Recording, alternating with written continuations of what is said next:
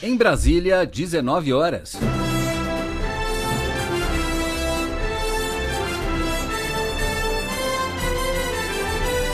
Está no ar a Voz do Brasil. As notícias do governo federal que movimentaram o país no dia de hoje. Olá, boa noite. Boa noite para você que nos acompanha em todo o país. Sexta-feira, 13 de julho de 2018. E vamos ao destaque do dia: combate ao crime de forma integrada. Polícias de todos os estados vão registrar ocorrências e mandados de prisão em um único sistema. Eduardo Biagini. A integração de dados das polícias estaduais numa plataforma nacional vai permitir, por exemplo, identificar se uma pessoa já cometeu um crime em outra parte do país. E você também vai ouvir na Voz do Brasil de hoje. Estatuto da Criança e do Adolescente completa 28 anos. Vamos falar sobre a legislação que garante direitos aos brasileiros com até 18 anos de idade. Ney Pereira. O ECA permitiu a construção de políticas públicas que ajudaram no cumprimento de direitos, como acesso à educação, combate ao trabalho infantil, cuidados com a primeira infância e atendimento especializado para vítimas da violência. Projetos de inovação e empreendedorismo de jovens de comunidades carentes são premiados. Aleitamento materno. Vamos mostrar a estrutura e os serviços que o Ministério da Saúde oferece para a coleta e doação de leite. Hoje, na apresentação da Voz do Brasil, Gabriela Mendes e Nazi Brum. E para assistir a gente ao vivo na internet, basta acessar www.voz.gov.br. Mais uma ferramenta passa a auxiliar no combate à criminalidade. Os dados de boletins de ocorrência vão integrar uma base de dados nacional. Com isso, autoridades de segurança vão conseguir identificar pessoas que, por exemplo, cometeram crimes em outros estados. O boletim de ocorrência, geralmente registrado em delegacias por vítimas de um crime, vai passar a fazer parte de uma base nacional de informações. Com isso, os dados do boletim vão ficar disponíveis para autoridades de segurança de todos os estados. A integração de dados das polícias estaduais numa plataforma nacional vai permitir, por exemplo, identificar se uma pessoa já cometeu um crime em outra parte do país, como explica o ministro da Segurança Pública, Raul Jungmann. Esses BOs, eles eram realizados no âmbito do Estado. Agora, nós estamos implantando um sistema que torna o BO nacional. O que quer dizer isso? Aqueles que estiverem no sistema, ao realizarem um BO, por exemplo, você bateu com o carro, teve uma vítima, sei lá, em Goiás. Automaticamente, quando esse BO entra no sistema, você vai saber se aquela pessoa cometeu outro crime, se é procurado, se já cumpriu pena, se não cumpriu pena. Segundo o ministro Raul Jungmann, a integração também vai auxiliar no combate ao crime organizado e na elaboração de políticas públicas. O Boletim Nacional de Ocorrência faz parte do Sistema Nacional de Informações de Segurança Pública, que foi criado em 2012 e em 2018 passou a ser obrigatório para todos os estados. De acordo com o ministro, 14 estados já aderiram e os que ficarem de fora podem perder recursos, mas a expectativa é que até o ano que vem todos estejam integrados. A penalização que a lei prevê é de que os estados que não se integrarem, eles não receberão recursos do governo federal e também de financiamento do BNDES. Mas nós não estamos pensando em punição, nós estamos pensando em cooperação. Até agora foram investidos 230 milhões de reais na implantação do sistema e a adesão dos estados é gratuita. Segundo o secretário nacional de Segurança Pública, Flávio Basílio, o sistema tem ainda outras vantagens. Os benefícios dessa ferramenta é ganho de velocidade, economia fiscal, porque a ferramenta é gratuita. Vamos pegar alguns exemplos de estados que gastam 9, 10 milhões para fazer essa integração do sistema. Essa integração é gratuita, então tem uma economia fiscal para os estados que fazem essa agregação e, portanto, a importância dessa ferramenta é, além da integração, a economia processual, o ganho de tempo e, principalmente, uma economia fiscal. Depois de totalmente implantado, o Sistema Único de Segurança Pública vai ter, por exemplo, informações do Rol Nacional de Culpados, que registra dados de pessoas sentenciadas em processos da Justiça Federal, do cadastro de telefones celulares roubados, furtados ou extraviados, e do sistema que cadastra os proprietários de armas controladas pelo Exército. Já estão no sistema informações como os registros de boletins de ocorrências, o Banco Nacional de Mandados de Prisão e o Sistema Nacional de Armas, que registra propriedade de armas de fogo, eventuais perdas, extravios, furtos, roubos e também apreensões. Reportagem Eduardo Biagini. talento, todo mundo tem um. Mas transformar talento em um negócio próprio e em renda, nem todo mundo consegue. Quase 1.000 jovens de famílias carentes receberam uma forcinha e conseguiram. Agora, eles são donos do próprio negócio, gerando renda e uma vida nova para a família. Ter o próprio negócio e transformar o que gosta em renda. Parece sonho, mas é realidade. Assim é o programa Inova Jovem, onde eles aprendem a como montar o próprio negócio. As aulas envolvem gestão de pessoas, calcular o preço de venda de um produto, a melhor localização para o negócio, uma pesquisa de mercado para ver a aceitação do produto e até mesmo dicas de marketing digital. E quando termina o curso, o jovem não fica sozinho não. Garante o coordenador de políticas transversais da Secretaria Nacional de Juventude, Helder Borges. Ele vai ter o plano de ação todo da empresa dele, o que ele precisa fazer para iniciar esse negócio, o prazo que ele vai estipular junto com o professor para colocar esse negócio para funcionar. A cada 30 dias, o jovem recebe a visita de um técnico que acompanha o crescimento do negócio. O objetivo é evitar que a empresa se feche antes de decolar, diz o coordenador. No Brasil, grande parte das empresas fecha com pouco tempo de existência. A maior parte dessas empresas que fecha é micro e pequena empresa e a empresa de jovens. O acompanhamento por meio da incubação ele vai dar mais solidez para o jovem empreender com sucesso. E de forma especial, o dia de trabalho foi trocado pela comemoração. É a premiação do Inova Jovem Melhor Empreendedor, primeira edição, feita pela Secretaria Nacional de Juventude.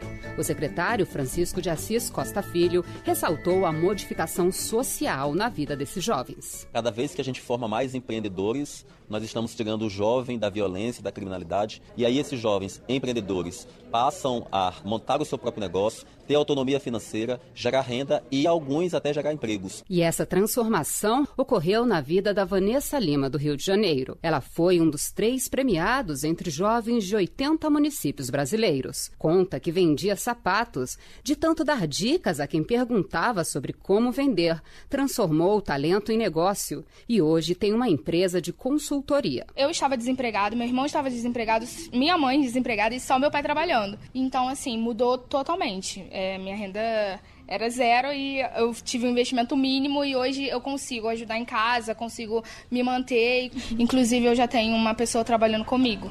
E isso é muito legal, que eu consigo ajudar outras pessoas também. O objetivo do programa é tirar jovens de 15 a 29 anos de uma realidade vulnerável, resgatando sonhos. 1.025 jovens já foram capacitados, 900 abriram seu próprio negócio e mais de 4 milhões de reais em renda foram gerados nas empresas abertas. O bem-estar veio também para a vida de Gleidson da Silva de Alagoas, também premiado. O que mudou mesmo foi essa questão de me sentir bem, de poder ajudar nas coisas de casa, né? Que a melhor empresa do mundo é a sua empresa. Com produção de Lara Fonseca, reportagem Alessandra Bastos.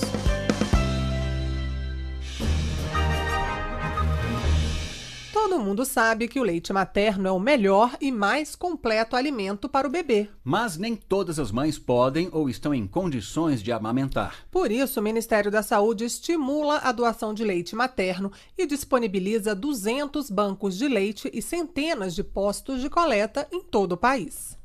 A bancária Carolina Andrade tem 3 filhos.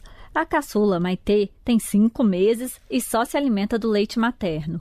Carol acredita que o leite é o que protege a filha. Eu vejo uma diferença muito grande, principalmente nos que eu amamentei durante muito tempo, em relação à doença, eles adoeciam menos, sem contar o contato que a gente tem realmente, assim, a criança fica mais junto, tem mais carinho pela gente, assim, né? E Carol está certa. O leite materno é o alimento mais completo que existe. Até os 6 meses de vida, o bebê não precisa de nenhum outro alimento.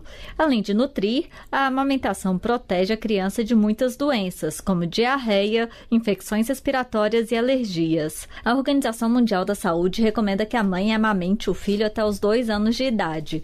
Infelizmente, algumas mulheres não podem amamentar. É o caso das portadoras do vírus HIV ou das que tomam algum medicamento incompatível com a amamentação. Por isso, é importante que sempre que puder, a lactante doe leite. Atualmente, são mais de 200 bancos bancos de leite e 300 postos de coleta distribuídos em todos os estados do território nacional, segundo dados do Ministério da Saúde. A coordenadora do Banco de Leite do Hospital Regional de Taguatinga, no Distrito Federal, Graça Cruz, explica quem pode doar. Qualquer mulher que esteja amamentando o seu bebê, que seja saudável, tenha todos os seus exames do pré-natal em dia, no último trimestre do pré-natal, e esteja disponível para isso. Então ela tem que ser saudável, esteja amamentando o seu filho e com os exames em dia. Alguns postos de coleta buscam leite em casa. Para saber onde estão localizados e quais oferecem o serviço, acesse o site da Rede de Bancos de Leite Humano em rblh.fiocruz.br. Reportagem Raíssa Lopes. Para ajudar quem sofre com o mal de Alzheimer, mais um medicamento está disponível nas unidades de saúde de todo o país. É um adesivo para a pele, com menos efeitos colaterais que a via oral, já que não afeta o estômago. E também não causa náusea, vômito ou diarreia. No ano passado, mais de 117 mil pacientes tiveram acesso a medicamentos para Alzheimer pelo SUS. Vamos entender um pouco mais dos sintomas dessa doença que se desenvolve aos poucos, na matéria de Márcia Fernandes.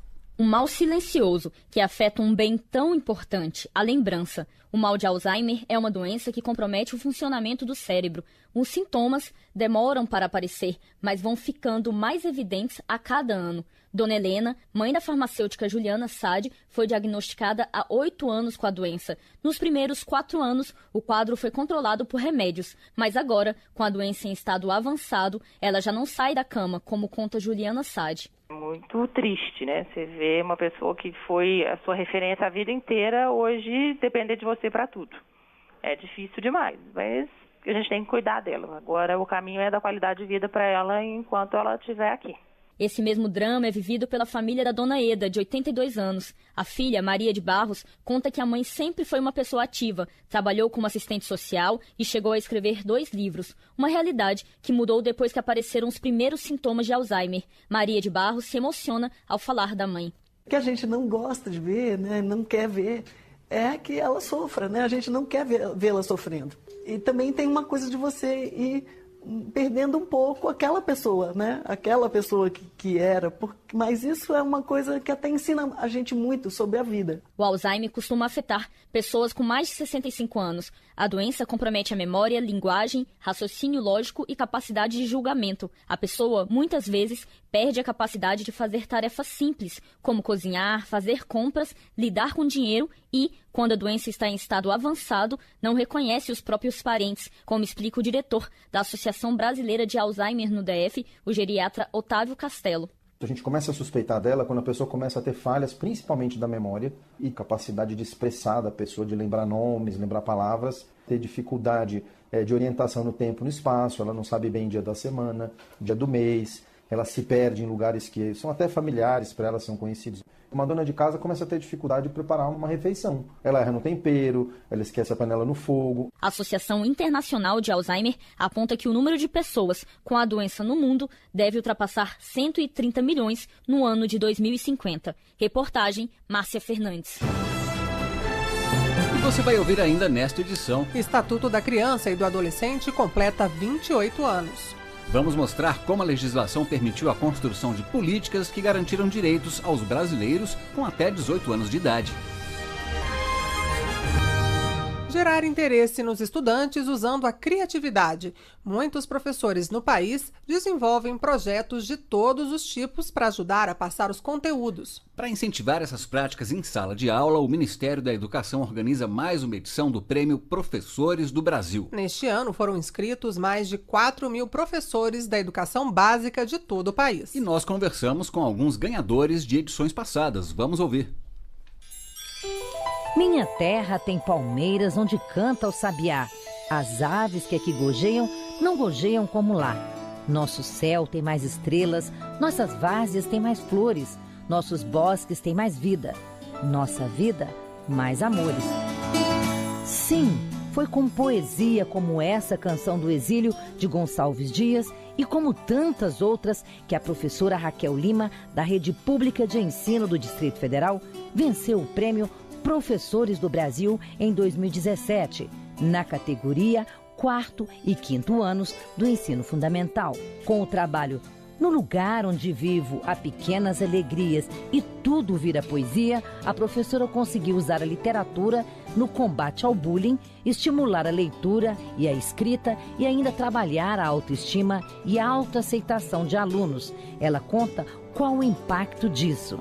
Eu pude ajudar uma aluna que tinha autoestima muito lá embaixo. Inclusive foi a aluna que ficou em primeiro lugar, desenvolvendo um sarau poético na escola. Então foi muito significativo, porque eu consegui contribuir para que eles se tornassem pessoas melhores, para que se respeitassem, para que se aceitassem e principalmente para que não se sentissem inferiores, porque não moram num local que tenha toda uma estrutura daquela que nós almejamos. Já o professor Erivaldo Cavalcante, também da Rede Pública de Ensino do Distrito Federal, viu potencialidade nos selfies que os alunos faziam e usou a tecnologia em favor da educação. Com o tema Cine Consciência, Luz, Câmera e Educação, ganhou o prêmio em 2017 na categoria 6º e 9º anos. Ele explica como conseguiu revolucionar a maneira de ensinar e mudou o conceito do uso do celular em sala de aula. Uma coisa que fascina e que existe mais sofisticado em termos de comunicação humana é um produto audiovisual, é um vídeo. Então, não foi muito complicado a gente, no diálogo com os meninos, começar a experimentar o celular como instrumento de motivação pedagógica dentro da escola. O prêmio é uma iniciativa do Ministério da Educação e entidades parceiras como forma de estimular a valorização dos professores. Na edição deste ano, foram inscritos mais de 4.000 professores de educação básica de todo o país, como explica o coordenador-geral de apoio e certames e programas especiais do Ministério da Educação, Joselino Goulart Júnior. É a valorização dos professores que realizam trabalhos que podem servir de inspiração para outros professores. E, além disso, dessa valorização, o grande mérito é que a gente consiga disseminar boas práticas, de ensino nas escolas públicas do Brasil. A divulgação dos vencedores na etapa estadual será no dia 21 de agosto. Já os selecionados para a etapa regional serão conhecidos em 11 de outubro. Os 30 escolhidos para a etapa nacional e os selecionados para a premiação especial também serão anunciados em 11 de outubro. Reportagem Cleide Lopes.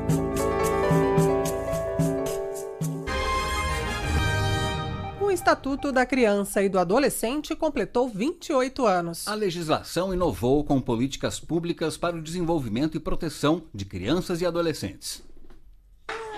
A montagem de blocos é a brincadeira preferida das crianças do Centro Educacional Infantil Sonho de Criança, de Taguatinga, no Distrito Federal. Cada uma tem de 1 a 3 anos. E nesta fase, o que elas querem mesmo é diversão. Diz aí, Ana Beatriz, do que você mais gosta na creche? Brincar, cavalo em carrinho. Na escolinha mantida com dinheiro público, as crianças têm 10 horas de atividades por dia, de segunda a sexta-feira. O administrador Reginaldo Pereira Filho, pai de um aluno, diz que não teria condições de pagar pelo serviço e ressalta a importância da instituição. Ele vem apresentando cada vez mais um desenvolvimento agradável com relação à alimentação, com relação à postura. A creche é apenas um dos direitos garantidos pelo Estatuto da Criança e do Adolescente, que completa 28 anos. O ECA permitiu a construção de políticas públicas que ajudaram no cumprimento de direitos, como acesso à educação, combate ao trabalho infantil, cuidados com a primeira infância e atendimento especializado para vítimas da violência.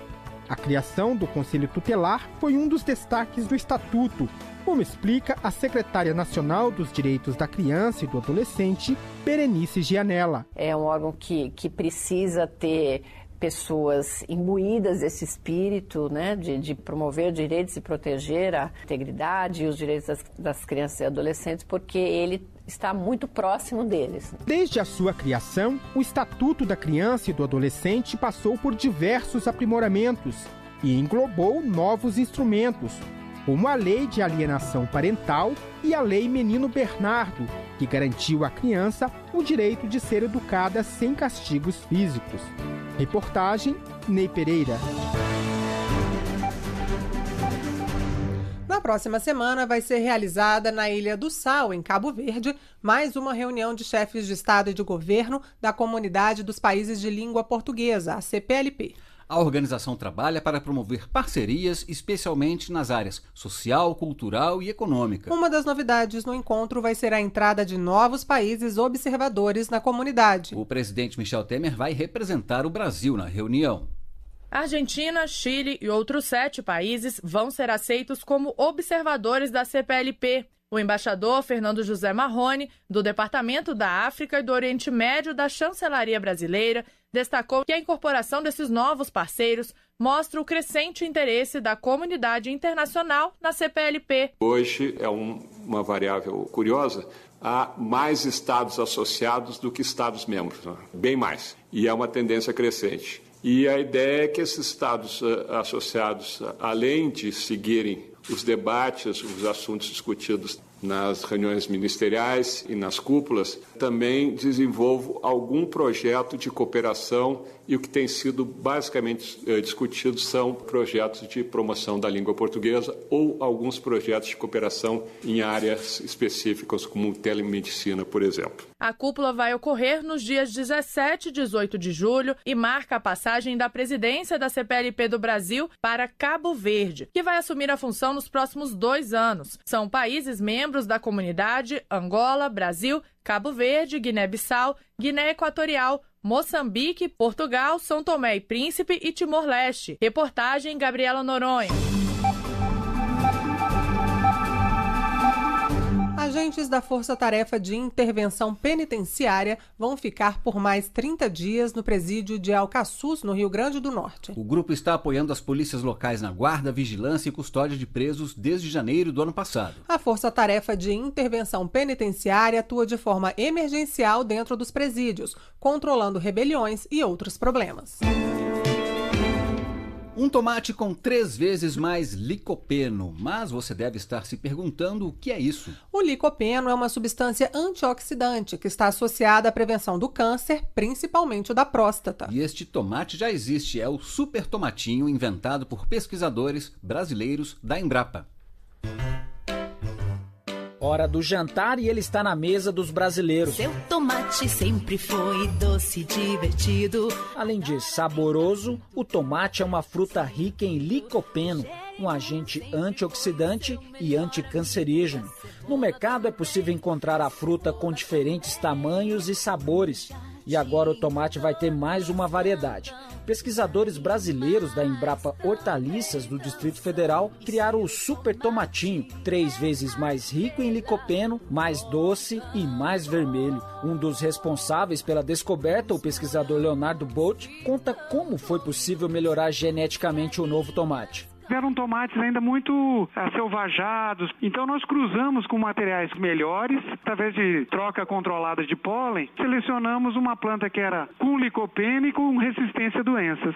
É um tomatinho pequeno que parece uma frutinha de uva mesmo, só que tem a coloração vermelha, né? É mais turbinada que o pessoal fala, né? Bom para a saúde do brasileiro e bom para o bolso do produtor. Mais resistente a pragas comuns, o super tomatinho diminui o uso de agrotóxicos. Também produz mais frutos por cacho e, por ser uma descoberta brasileira, promete ter uma produção 30% mais barato, como explica o pesquisador da Embrapa. O produtor consegue ter renda, porque ele tem muito valor agregado. Então isso para a agricultura familiar também é muito bom. Em pequenas áreas, consegue lucros razoáveis, que consegue fazer girar o empreendimento, a fazenda dele. O tomate é associado à prevenção do câncer, principalmente o da próstata, que é o segundo mais comum entre os homens. Por isso, a nutricionista de Brasília, especializada nessa doença, Michele Mendes, comemorou a descoberta. Para ela, o tomate é essencial para ter saúde com alimentação equilibrada. Uma dieta rica nesses alimentos vermelhos, né, que contém licopeno, tem sido associada com a diminuição do risco de várias doenças crônicas, né, como as doenças cardiovasculares e também o câncer, principalmente o câncer de próstata. O site embrapa.br traz informações de como adquirir a semente do super tomatinho e todos os detalhes sobre a nova variedade. A todos, então, uma boa refeição. E a cebola também. Reportagem Pablo Mundim.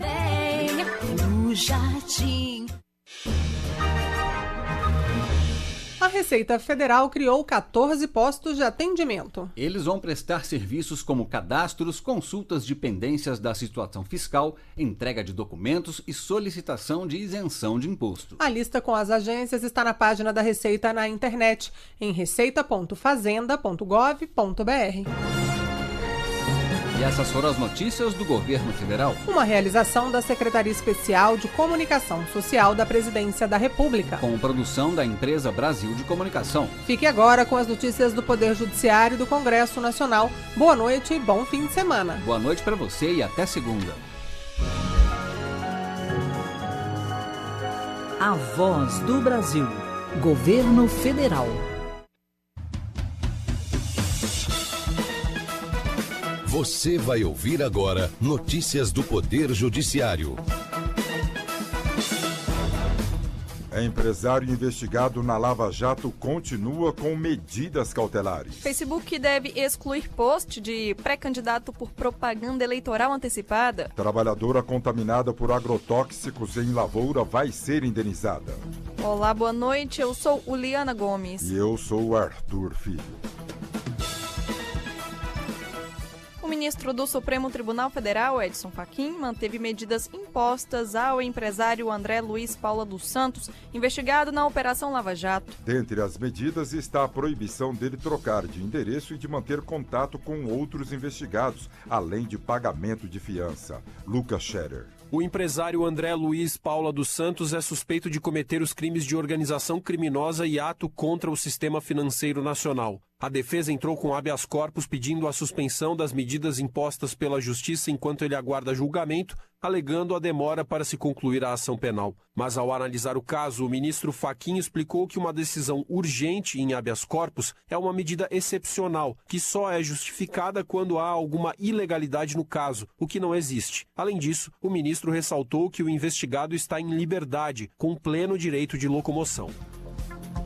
O Ministério da Saúde é obrigado a regularizar envio de remédios para esclerose múltipla ao estado de São Paulo. A decisão veio após a ação do Ministério Público Federal, Ana Gouveia. Atrasos e envios parciais dos medicamentos levaram ao esgotamento de estoques em farmácias do SUS no estado de São Paulo. O fato coloca em risco quase 33 mil pacientes. A Justiça Federal determinou que sejam disponibilizados imediatamente lotes de 7 remédios utilizados no tratamento de esclerose múltipla. Em caso de descumprimento, haverá multa de R$50 mil por dia. A decisão determina ainda que o volume de medicamentos enviados inclua um estoque de segurança que garanta remédios aos pacientes por 30 dias em casos de novos problemas nas remessas pelo governo federal. Facebook deve excluir post de pré-candidato por propaganda eleitoral antecipada. A decisão é da Justiça Eleitoral no Amapá. Carlos Ribeiro. A propaganda eleitoral é permitida a partir do dia 15 de agosto. Qualquer publicidade de pré-candidatos antes disso é considerada ilegal. No caso, um político no Amapá, pré-candidato ao Senado, havia impulsionado uma publicação no Facebook. Conforme a decisão, houve propaganda eleitoral antecipada para obtenção de votos e, por isso, o post deve ser excluído. Trabalhadora contaminada por agrotóxicos em lavoura vai ser indenizada. A mulher teve contato com o veneno mesmo após 10 dias dele ter sido usado no local. Johnny Luna. A empresa aplicou a substância e os funcionários voltaram à lavoura 10 dias depois. Mesmo com o intervalo de tempo, alguns passaram mal e foram intoxicados. A Justiça do Trabalho de Goiás considerou que a bula dos agrotóxicos alertam para que pessoas não fiquem expostas ao produto enquanto ele não estiver completamente seco. Neste caso, a funcionária que lidava com a cana-de-açúcar e foi intoxicada vai receber R$10 mil. Mentir no currículo pode gerar demissão de trabalhador por justa causa. A Justiça do Trabalho em Campinas considerou o fato como de extrema gravidade. João Cláudio Silveira. Após 10 anos de trabalho, uma empresa descobriu que um operador de máquinas mentiu no currículo e ainda apresentou diploma falso de ensino médio. Para a Justiça, é necessário confiança entre patrão e empregado nas relações de trabalho. Por isso, é legal a dispensa por justa causa nessa situação. A decisão ainda ressaltou que falsificar documentos é considerado um crime. Você acompanha outras notícias do Poder Judiciário em 104,7 FM para o Distrito Federal e em torno e também pela internet. Acesse www.radiojustiça.jus.br e siga pelo Twitter. twitter.com/radiojustiça. Acesse ainda o portal de notícias do Supremo Tribunal Federal, www.stf.jus.br. Uma boa noite. A você, boa noite, bom fim de semana. Notícias do Poder Judiciário, uma produção da Rádio Justiça, Supremo Tribunal Federal.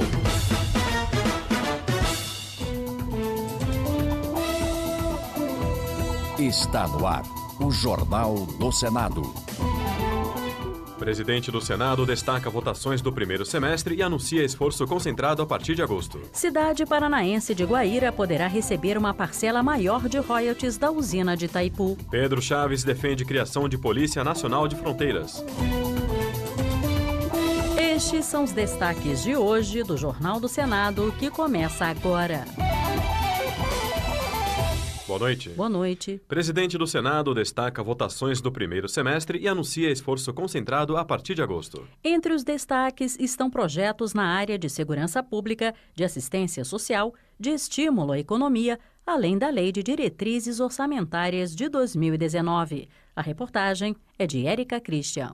O presidente do Senado, Eunício Oliveira, destacou que, mais uma vez, o Congresso Nacional entra em recesso aprovando a Lei de Diretrizes Orçamentárias de 2019. Segundo ele, 365 matérias foram discutidas e votadas pelo plenário. Eunício ressaltou que o Senado aprovou diversos projetos nas áreas de segurança pública, de assistência social e da microeconomia. Entre eles, a instalação de bloqueadores de celular nos presídios, a intervenção federal no Rio de Janeiro, o aumento da pena para os crimes de feminicídio e do roubo de cargas, a política nacional para doenças raras e o marco da proteção de dados pessoais. Eunício Oliveira ponderou que o Senado se sensibilizou com a importância de algumas medidas provisórias que foram aprovadas no mesmo dia em que chegaram da Câmara, a exemplo da que tratou do frete dos caminhoneiros, mas afirmou que não quis votar de afogadilho projetos polêmicos sem a devida discussão, a exemplo do que permite a venda de distribuidores de energia nas regiões Norte e Nordeste e de áreas do pré-sal. Tem algumas matérias que ficaram para o mês de agosto porque tem que passar em comissões técnicas. Chegaram 2 matérias aqui de privatizações e eu não vou aprovar de afogadilho uma matéria que sequer foi discutida, que sequer passou por uma comissão técnica, que sequer fez qualquer tipo de debate para depois nós sermos aqui acusados que fizemos algo de afogadilho. Eunício Oliveira voltou a declarar que as eleições não vão comprometer as votações no segundo semestre. Vamos estabelecer semanas intensas de votações para compensar o período eleitoral. O Congresso não vai fechar, o Congresso não vai paralisar o calendário até o dia 5, que são as convenções. Logo na sequência, nós vamos fazer uma semana intensa aqui de trabalho, eu vou combinar com o presidente da Câmara, para que ao chamar o Senado, ele também chame a Câmara para aprovarmos conjuntamente matérias que estão aqui, que possam ser votadas lá e vice-versa. Durante o recesso parlamentar, que vai até o dia 31 de julho, uma comissão representativa de deputados e senadores responderá por eventuais casos de emergência legislativa. A cidade paranaense de Guaíra poderá receber uma parcela maior de royalties da usina de Itaipu. É o que diz projeto de lei que já foi aprovado nas comissões de Infraestrutura e de Assuntos Econômicos e que aguarda votação no plenário do Senado. Repórter Bruno Lourenço. O valor a ser pago por Itaipu seria uma compensação pela perda do Salto de Sete Quedas, principal atração turística e parte importante da receita do município, que sumiu após a formação do lago da usina.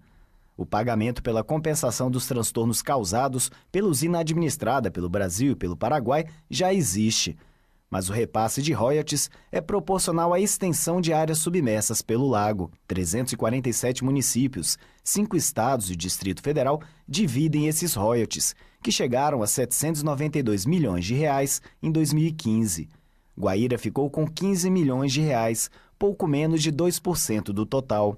O projeto estipula uma parcela de 8% para a cidade famosa no passado por abrigar o Salto de Sete Quedas.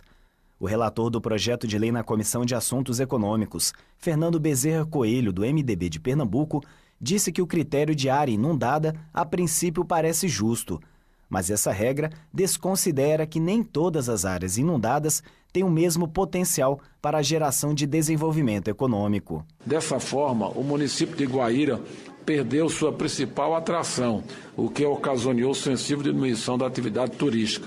Portanto, o PLC, ao assegurar 8% dos royalties de Itaipu destinados aos municípios diretamente afetados para o município de Guaíra, vem simplesmente corrigir uma injustiça, pois esse município é, sem dúvida, o mais impactado negativamente em seu potencial econômico. Caso seja aprovado no plenário do Senado, o projeto de lei segue para a sanção presidencial.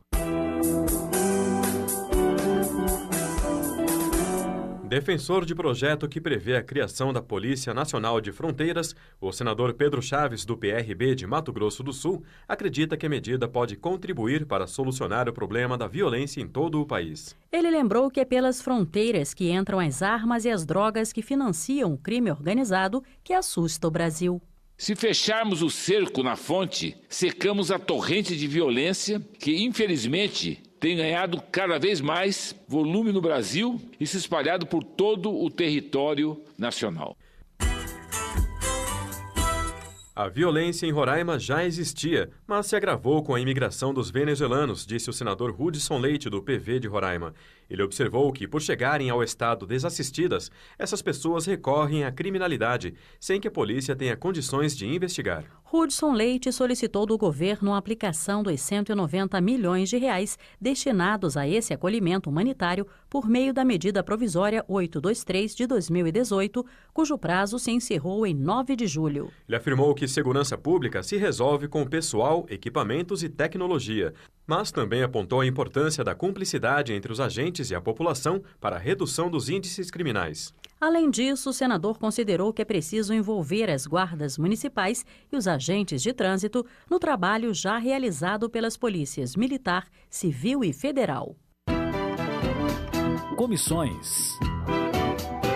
Os alunos internados para tratamento de saúde prolongado poderão receber atendimento escolar em casa ou no hospital. Um projeto com este objetivo foi aprovado pela Comissão de Educação e deve ser analisado pelo plenário do Senado. Repórter George Cardim.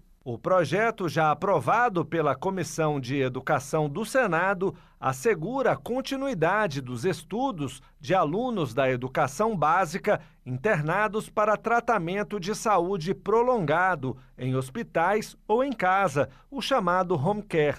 O relatório do senador Romário, do Podemos, do Rio de Janeiro, estabelece que cada Secretaria de Educação deve definir os critérios de contratação e capacitação de professores para permitir o atendimento dos estudantes do primeiro ano do ensino fundamental até o terceiro ano do ensino médio, impedidos de frequentar a escola. Durante o debate, o senador Cristóvão Buarque, do PPS do Distrito Federal, defendeu a iniciativa e argumentou que a educação é um direito garantido pela Constituição. O projeto tem todo o mérito porque visa impedir a interrupção da educação de uma criança, de um adolescente na educação de base por conta da hospitalização, no hospital ou em casa. A senadora Regina Souza, do PT do Piauí, disse que a medida busca impedir que os alunos doentes sejam prejudicados. É muito importante essa discussão da questão do menino, do aluno que fica doente, né? Às vezes passa um mês hospitalizado, perde um ano, vai repetir coisas que ele já tinha visto, acaba desinteressando, então é importante que ele tenha toda a assistência escolar, né? A proposta vai ser analisada agora pelo plenário do Senado e, se aprovada, segue para ser sancionada pela Presidência da República. Jornal do Senado, apresentação Marluce Ribeiro e Ricardo Nacaoca. Trabalhos técnicos, Eliseu Caires. O Jornal do Senado fica por aqui. Acompanhe agora as notícias do Tribunal de Contas da União e da Câmara dos Deputados. Boa noite. Boa noite, um bom fim de semana. Minuto do TCU. O Tribunal de Contas da União suspendeu o uso de verbas de precatórios do Fundef, Fundo de Manutenção e Desenvolvimento do Ensino Fundamental e de Valorização do Magistério. O relator do processo no TCU, ministro Walton Alencar Rodrigues, concedeu a cautelar que impacta estados e municípios que se beneficiariam dos precatórios da União, que são ordens judiciais para pagamento de débitos. A medida cautelar suspende o uso dos precatórios para pagamento a professores ou servidores públicos até a conclusão da análise, pelo TCU, sobre a destinação correta para as verbas. O tribunal vai avaliar se os valores dos precatórios do Fundef podem ser usados para remuneração, pagamento de passivos trabalhistas ou bônus de professores, por exemplo. TCU, fiscalização a serviço da sociedade. Jornal Câmara dos Deputados. Mulheres pedem respeito e gestão profissional no futebol feminino. Debatedores criticam cortes orçamentários para ciência e tecnologia. Venda direta de etanol para postos de combustível divide opiniões.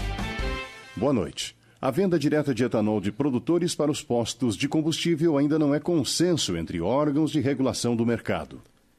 Na Câmara, uma proposta pretende suspender resolução da Agência Nacional de Petróleo que proíbe a comercialização direta, mas em audiência pública na Comissão de Minas e Energia, representantes da ANP e da Receita Federal destacaram a complexidade da questão.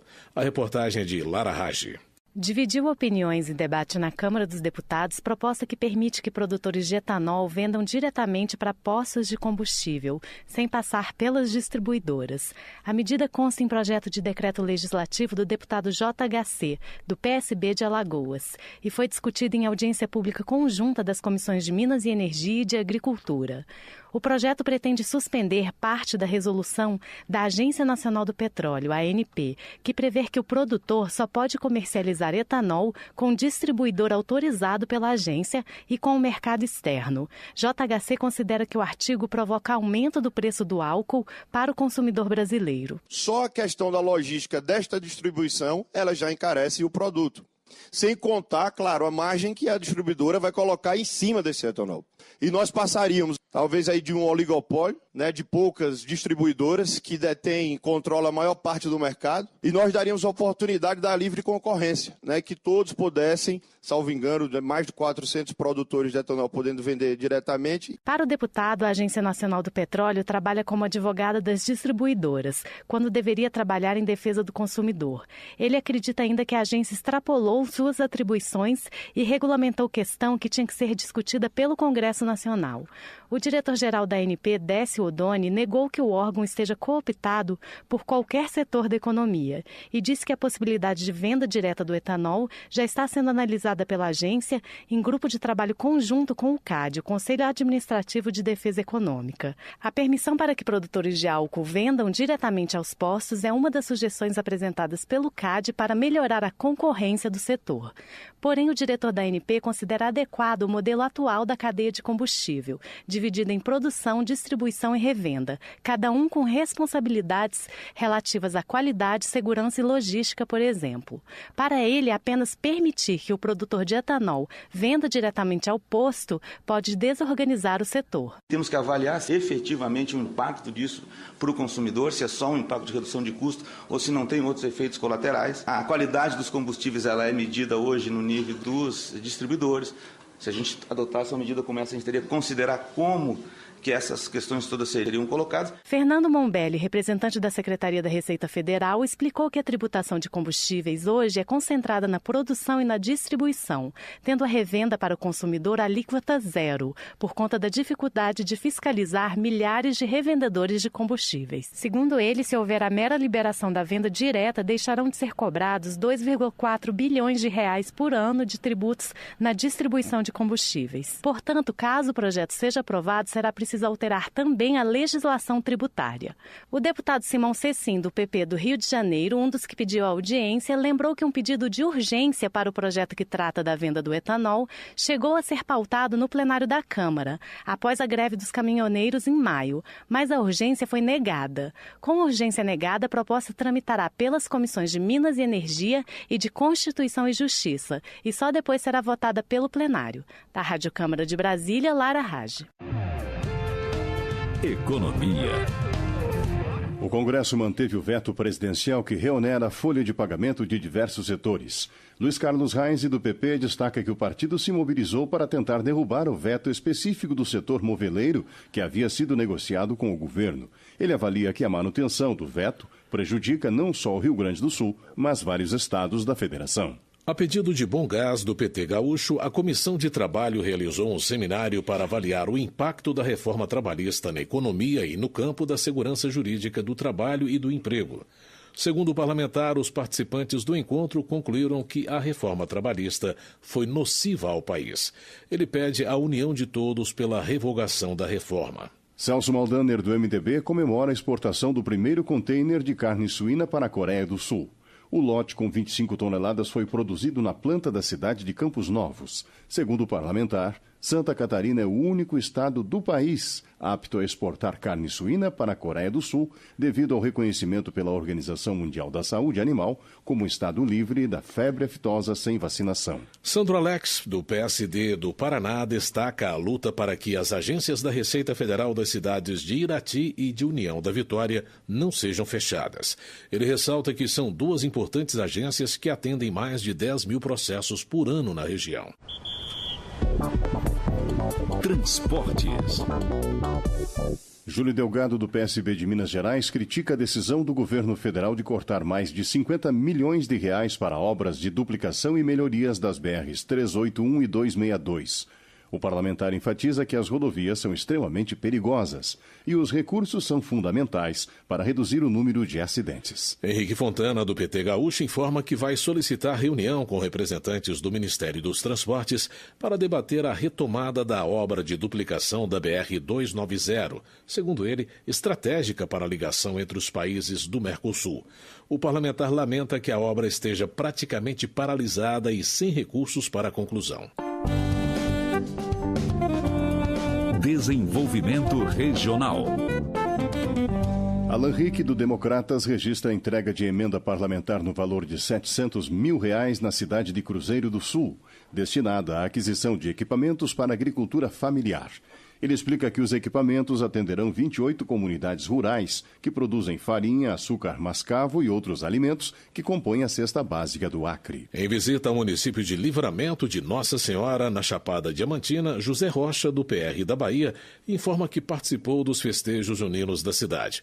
O deputado parabeniza o trabalho desenvolvido pela administração municipal e destaca que viabilizou recursos para diversas obras nas áreas rural e urbana do município. Leandre, do PV do Paraná, parabeniza Pato Branco por ter sido o terceiro município a ser certificado pela Organização Mundial da Saúde como Cidade Amiga do Idoso. Para a deputada, a iniciativa vai ajudar o município a vencer os desafios do envelhecimento e acolher os idosos com respeito, garantindo os seus direitos. Justiça. O PSOL protocolou uma ação no Supremo Tribunal Federal que pede a legalização do aborto para gestações de até 12 semanas. Marcelo Ortiz, do Podemos de São Paulo, é contra a medida. O deputado ressalta que atua como advogada há 56 anos e sempre tratou o aborto como crime. Na avaliação de Fábio Souza, do PSDB goiano, a ação que discute a descriminalização do aborto até a 12ª semana de gestação fere a ética, a Constituição e a religiosidade do povo brasileiro. O parlamentar rebate a afirmação do Supremo de que o Congresso foi omisso, lembrando que o parlamento já debateu o assunto outras vezes e sempre se posicionou contra a legalização do aborto. Lincoln Portela, do PR Mineiro, também é contra a legalização do aborto, que ele compara a um assassinato. Atualmente, a interrupção da gravidez só é permitida no país em 3 casos: se a mulher corre risco de morte, se a fecundação ocorreu por estupro ou se o feto é anencéfalo, ou seja, não tem cérebro e, portanto, não conseguirá sobreviver após o parto. Segurança Pública. Vitor Valim, do PRO Cearense, pede a inclusão na pauta do projeto de lei que prevê a instalação de bloqueadores de sinais de telefones celulares nos presídios brasileiros. O deputado também denuncia a cobrança de condomínio por facções criminosas dos moradores de conjuntos residenciais construídos por meio do programa Minha Casa Minha Vida, no Ceará. João Moraes, do PCdoB Mineiro, apresentou emenda para que 20% dos recursos arrecadados com as loterias esportivas sejam investidos em programas de enfrentamento à violência contra a mulher. Ela acredita que a morte de milhares de mulheres poderia ser evitada com o real investimento do poder público. Ciência e tecnologia. Pesquisadores e parlamentares criticaram os cortes para as pesquisas no Brasil e defenderam a revogação da emenda constitucional do teto de gastos. O plenário da Câmara se transformou em comissão geral para discutir o assunto e o repórter Murilo Souza acompanhou o debate. Deputados e especialistas na área de ciência, tecnologia e inovação criticaram, durante comissão geral no plenário da Câmara dos Deputados, os recentes cortes orçamentários que reduziram o volume de recursos destinados à pesquisa científica no Brasil. Presidente da Sociedade Brasileira para o Progresso da Ciência, a SBPC, Ildeu de Castro, sustentou que a atual crise fiscal por que passa o país não pode ser usada como justificativa para retirar recursos da área. O presidente da SBPC propôs a revogação da emenda constitucional que prevê um teto para os gastos públicos pelos próximos 20 anos e sugeriu a destinação de 2% do PIB do país para o setor. Que a pós-graduação brasileira, que é um ponto fundamental, pode ser ainda profundamente atingida. Ela precisa de melhorar de qualidade, precisa de se internacionalizar mais, precisamos de fazer pesquisa de melhor qualidade e que impacte mais o sistema produtivo e a sociedade brasileira. Mas nós não podemos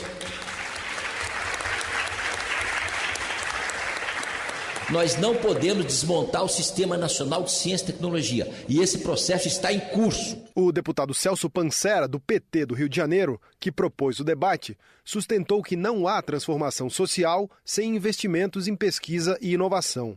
Pancera, que atuou como ministro da área durante o governo da ex-presidente Dilma Rousseff, disse que sem dinheiro nada é possível. Ele comentou que o volume de recursos da União destinados para pesquisas caiu de 10 bilhões de reais em 2014 para 7,8 bilhões em 2018. O cenário para 2019 é pior, pois o governo propõe um corte linear de 10% no orçamento. O retrocesso é evidente. Em contraposição, o orçamento de 2018 destinou 1,62 trilhões de reais para pagar despesas com refinanciamento e serviços da dívida. Uma inversão total nos valores de uma nação que pretende deixar de ser do futuro para ser um país do presente. Para aumentar os investimentos em ciência, tecnologia e inovação, Pancera sugeriu a aprovação de 2 projetos em tramitação na Câmara. O que altera a Lei de Responsabilidade Fiscal para proibir a limitação de empenho do Fundo Nacional de Desenvolvimento da Ciência e Tecnologia e o que destina a esse mesmo fundo 25% do Fundo Social do Pré-Sal. Segundo o deputado, os 2 projetos podem injetar mais de 50 bilhões de reais no orçamento do setor nos próximos 10 anos. Da Rádio Câmara de Brasília, Murilo Souza. Educação. Luciano Dulce, do PSB do Paraná, informa que apresentou 2 emendas para a educação à Lei de Diretrizes Orçamentárias de 2019.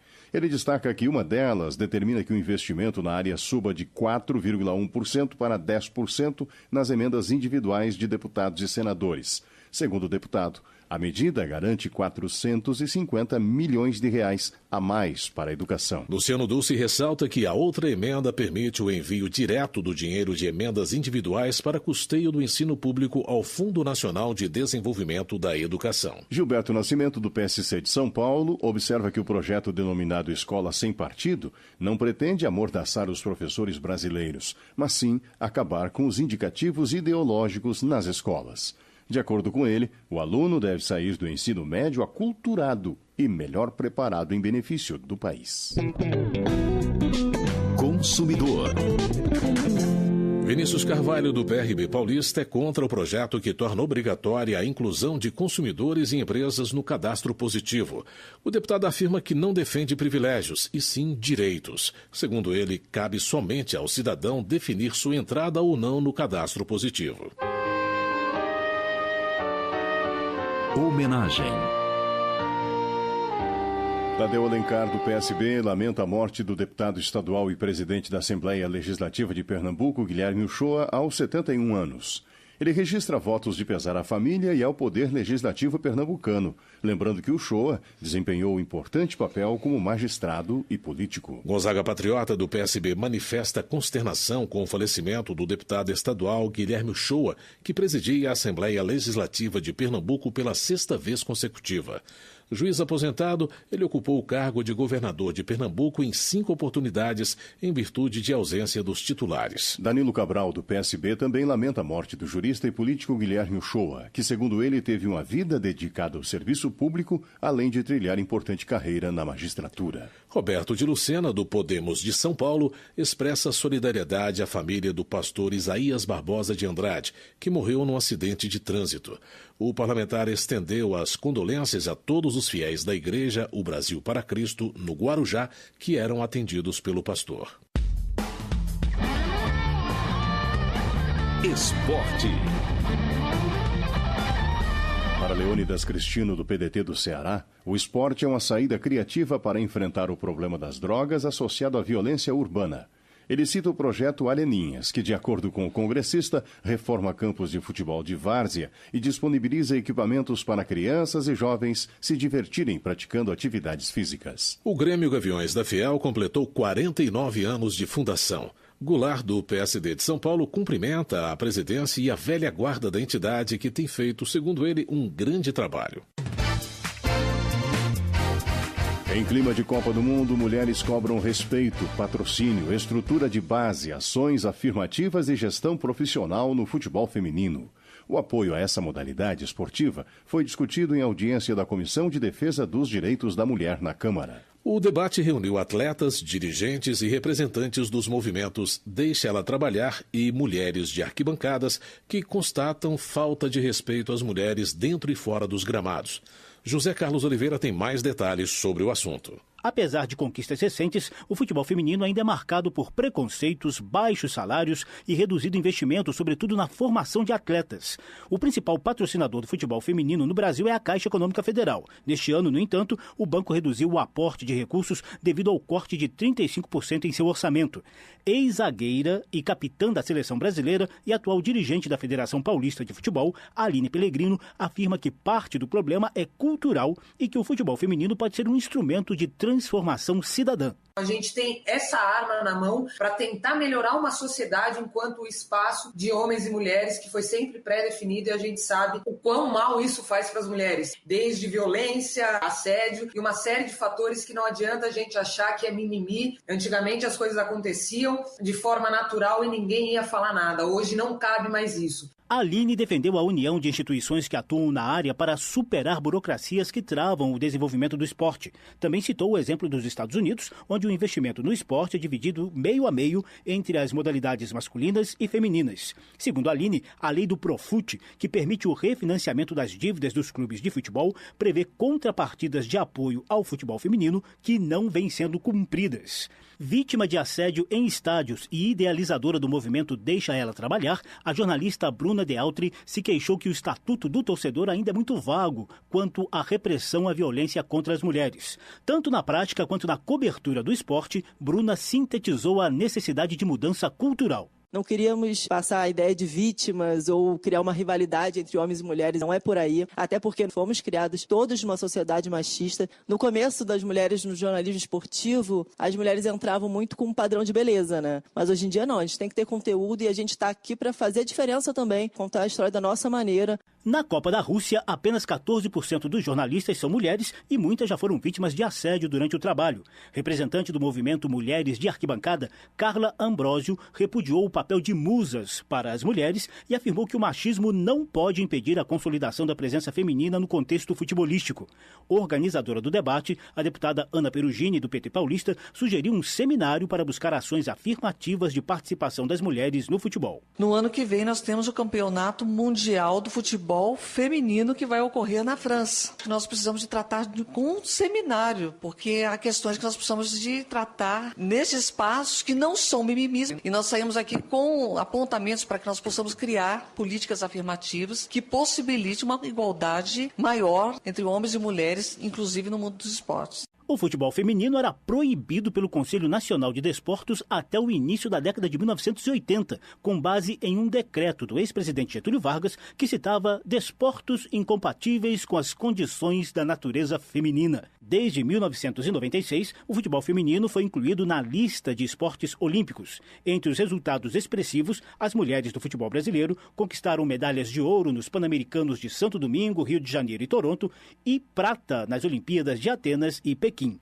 Da Rádio Câmara de Brasília, José Carlos Oliveira. Termina aqui o Jornal Câmara dos Deputados, com trabalhos técnicos de Everson Urani e locução de José Carlos Andrade e Paulo Otaran. Para você, uma boa noite. Uma ótima noite a você, um excelente fim de semana. A Voz do Brasil está de volta na segunda-feira. Você ouviu A Voz do Brasil. Boa noite.